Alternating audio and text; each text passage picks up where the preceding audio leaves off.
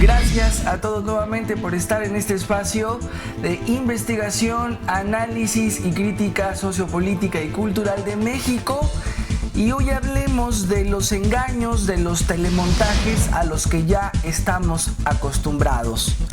El año pasado comentábamos sobre Elba Ester Gordillo y que antes de supuestamente ser arrestada por la malversación de fondos dentro de la CENTE y todo esto, pues había negociado precisamente ese fin de semana, antes de ser detenida, había negociado el triunfo del PAN en el estado de Baja California y surgen más evidencias de la colusión de esta señora, del poder que sigue intacto y que tiene, y que ya está preparando a su candidato para el 2018. También hablemos, ahora que estamos en esta fiebre de las leyes secundarias, primero de la reforma en telecomunicación, pero también está la de la energética, y es bastante grave el asunto que tiene que ver con los desalojos, sobre todo de los pueblos indígenas, cómo están sacándolos a todos para que lleguen las transnacionales y tengan, por supuesto, un lugar que les convenga más, no importando si en ese lugar pertenecía a alguna comunidad. Y también hablemos en los bolsillos de quien se queda el dineral que se presupuesta para la seguridad nacional. El títere y Osorio Chong dicen que ya tienen todo bajo control, que por ejemplo en Michoacán ya no hay autodefensas, etcétera, que el crimen va a la baja, pero tenemos los datos que desmienten completamente estas versiones de lo que nos quieren hacer creer. Hablemos de todo esto.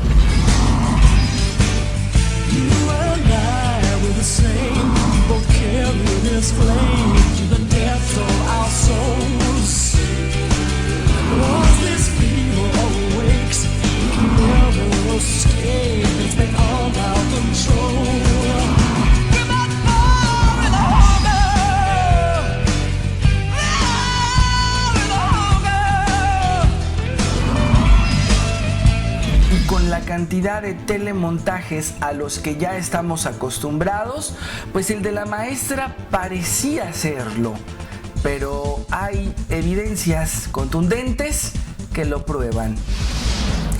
Jesús Cervantes lo narró en Proceso.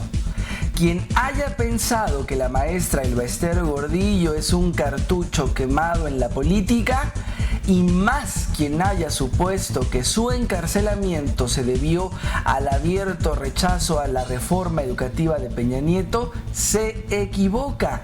Gordillo sigue moviendo los hilos, haciendo acuerdos con el PRI de Enrique Peña Nieto e incluso preparándose para el 2018. La maestra sigue negociando desde el penal femenino de Tepepan. Gordillo acordó con el gobierno federal respaldar la citada reforma educativa si a la hora de armonizar las leyes locales se mantenían las prebendas a sus agremiados, y así ha sido. Basta echar una lectura a varias de las leyes locales para establecer que no habrá los supuestos despidos en caso de que los maestros reprueben el examen para evaluar su desempeño. La maestra seguirá moviendo sus piezas para que Rafael Moreno Valle sea lanzado como candidato de Nueva Alianza a la presidencia de la República en el 18. Gordillo intentará arrebatarle a Andrés Manuel López Obrador el apoyo de Movimiento Ciudadano para que solo sea el Movimiento Regeneración Nacional Morena y el Partido del Trabajo quienes lo lancen como su candidato. Está siendo una constante que estas detenciones anunciadas con bombo y platillo solo se quedan en los shows mediáticos, en las pantallas del 2 y con eco en los demás medios, porque recordemos que en el caso del Chapo Guzmán, pues el gobierno le sigue haciendo la limpia en todos aquellos estados, lugares, municipios, etcétera, donde le estorben al cártel de Sinaloa. Entonces, en realidad, no hay ninguna justicia y siguen haciendo lo que les place. Y sigue habiendo el tamaño de impunidad que existe.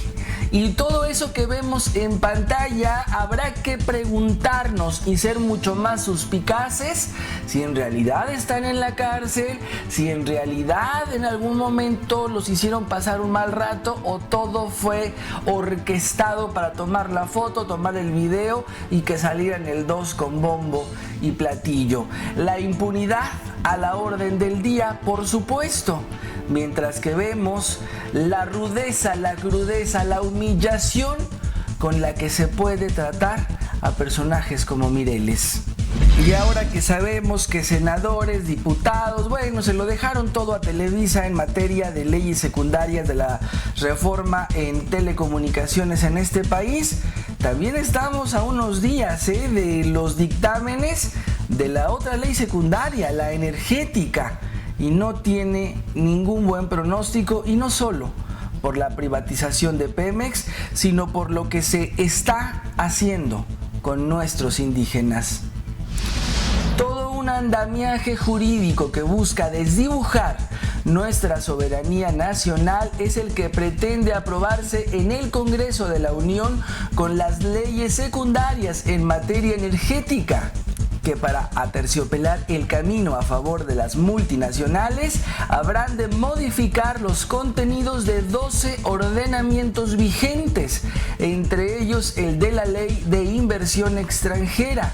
Derogarán 5 leyes más, como son los casos de la Ley de Petróleos Mexicanos y la Ley del Servicio Público de Energía Eléctrica, y crearán otras 9, entre las que sobresalen la de los hidrocarburos y de la industria eléctrica, que legalizarán la servidumbre legal para despojar de sus tierras a miles de indígenas y campesinos. Y esto ya lo estábamos viendo desde hace mucho tiempo. Recordemos, y solamente como paréntesis para que no se nos olvide, esto ya estaba planeado desde Salinas para acá.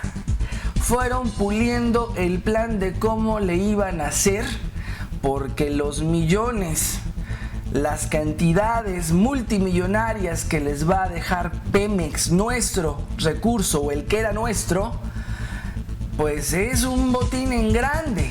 Y por supuesto que a los intereses extranjeros, a este nuevo orden, pues les interesa de sobra. El plan se orquestó desde hace mucho y con Calderón se puso en práctica la táctica maestra, que era provocar todo el caos, todo el miedo a través de una supuesta lucha de cárteles que en realidad era para favorecer a solo uno, infiltrando a los contrarios, etcétera. Y también, por supuesto, en consecuencia, provocando todo esto, células pequeñas que se van convirtiendo en el tamaño que ahora tienen. Pero fue planeado, y fue planeado precisamente para desalojar a la gente, para que la gente se fuera. Por eso hay puntos muy específicos donde se agudiza la supuesta guerra de narcotraficantes o la guerra del Estado contra narcotraficantes, cuando ellos mismos les permiten todo. Y la pregunta sigue latente, porque se le dedica un presupuesto, bueno, no, incalculable al área de seguridad.